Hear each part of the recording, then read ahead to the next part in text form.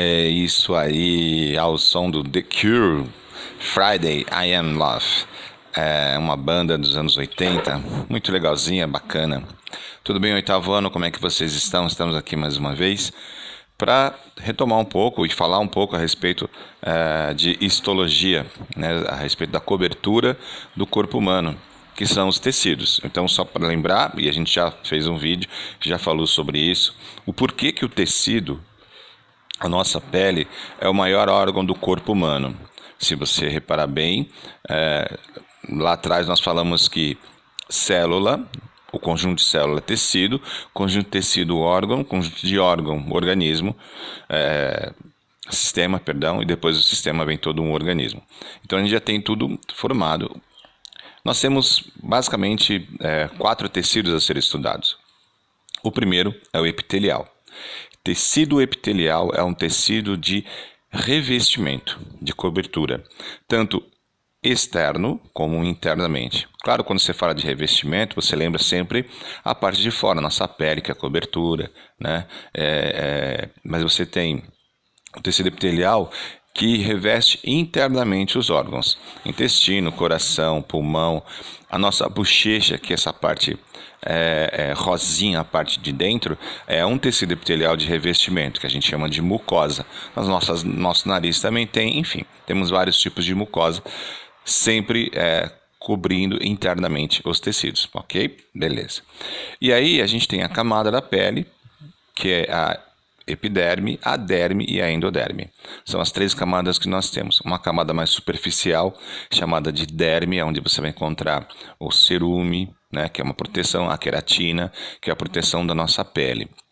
Depois você vai encontrar na epiderme, você vai encontrar mais as glândulas de sebo, você vai encontrar os bulbos capilares, onde nascem os pelos, o tecido, um pouco de gordura, que é importante.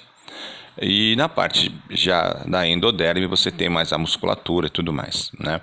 Tanto que você tem a questão da queimadura. Queimadura de primeiro grau, uma queimadura mais superficial. Claro que machuca, dói, mas fica só vermelho. Uma queimadura de segundo grau já forma bolha, porque já atinge um pouco mais o tecido. E a de terceiro grau, que é a mais grave, é a maior que tem, já compromete tecido adiposo, tecido muscular e assim por diante. Então se torna mais grave. A questão que a gente sempre vê em reportagens aí e tudo mais, que a pessoa queimou 30%, 40% do corpo, como é que funciona isso? É direcionado segundo os membros. Então, se eu queimo 2 braços, eu já estou queimando 20% do corpo. Queimo os braços e as costas, já são 30% a 40%. Eu queimo a frente, atrás, braço, perna, já está 70%. E assim vai. Então a gente tem ideia do nosso corpo em relação a isso. Beleza? O tecido epitelial, a grande função dele é proteção. Como ele reveste, ele tem proteção. Você já imaginou a gente sem essa proteção da pele? É complicado. Uma coisa interessante também que aparece bastante no livro é falar sobre acne, sobre espinha, que na verdade isso acontece pela produção do nosso organismo da gordura, né? E aí quando você produz muita gordura, os micro-organismos de fora vão entrando e você tem uma certa inflamação, né? Essa inflamação causa acne, de vários graus também. Você tem os mais graves, você tem os mais suaves. A gente recentemente estava falando também a questão de higienização, de tomar banho, que não pode tomar banho todo o tempo, toda hora, porque você tira essa capa de gordura. Então é importante as pessoas que têm esse problema de pele também saber lavar, higienização, lavar a pele, o rosto, geralmente aparece mais no rosto, a questão da acne, a questão da espinha, né? E cuidar da alimentação também. Principalmente o adolescente que está nessa efervescência de hormônio e aí acaba produzindo muita cerume, a cera o que a gente tem. E é o que acontece, pode causar esse tipo de inflamação. Outro tecido que a gente vai falar é o tecido conjuntivo. Eu sempre brinco e eu sempre falo, o que tem entre a pele e o osso, por exemplo? Então o tecido conjuntivo é um tecido de preenchimento, ele preenche todo o nosso corpo. Aí você tem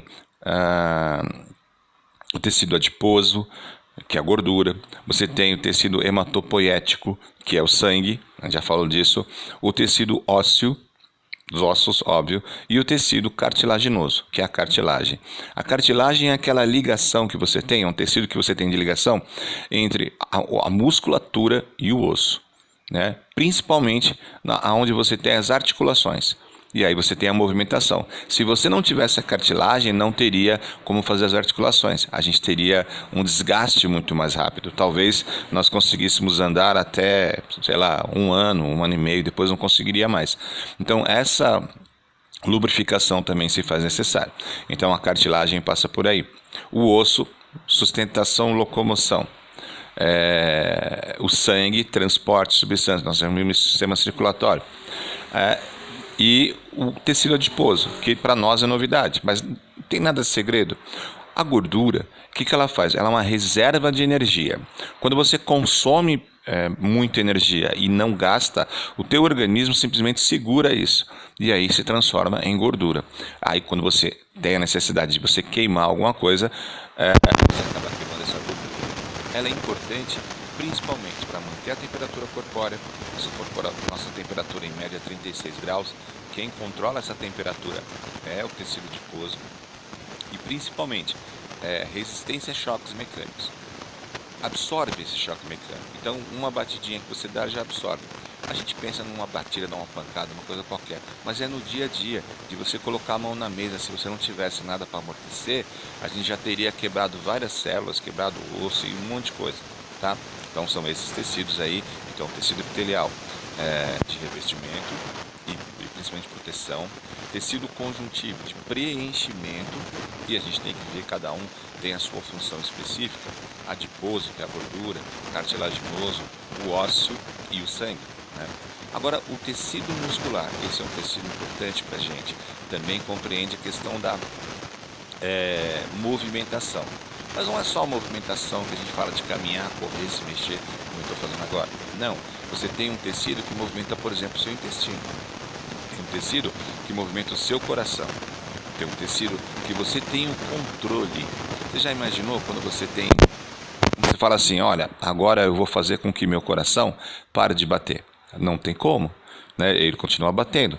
O seu intestino, você já imaginou se você pudesse controlar? Fala, eu vou comer e agora eu não quero fazer digestão, só fazer digestão só à noite. Não dá, ele faz toda hora, tanto que a gente tem fome. Então são tecidos esqueléticos que você tem, cardíacos, que controlam o coração, tecido que controlam o seu intestino, tecido que controlam o seu pulmão, e são tecidos que você consegue controlar ou não. Por exemplo, quando você movimenta o braço, você consegue ter esse controle. Já o intestino não. Então são tecidos que você tem esse controle ou não. Beleza? Então tecido muscular que a gente acaba colocando aí. Bom, estudar o tecido, a gente tem que lembrar sempre dessa união de células que formam tecido, tá? Não vai imaginar que é tecido, pano, que tem nada a ver com isso. Então assim, é um tecido que forma justamente isso, tá? Antes da vinheta final, eu estou deixando uma questão de desafio para vocês. Tá legal? Vamos ver quem é que acerta e na próxima aula a gente discute tanto mais sobre tecidos e nós vamos falar também sobre esse desafio que eu coloquei. A questão 3 eu quero. Vai aparecer um monte de questão, eu só quero a questão 3. Então a questão 3 vocês leiam, resolvam, tentem resolver, procurem no livro, não vai procurar a resposta na internet que aí fica fácil, perde a graça, mas tentem resolver e a gente discute isso em sala de aula, na próxima aula, ok? Valeu galerinha, até a próxima, se cuidem.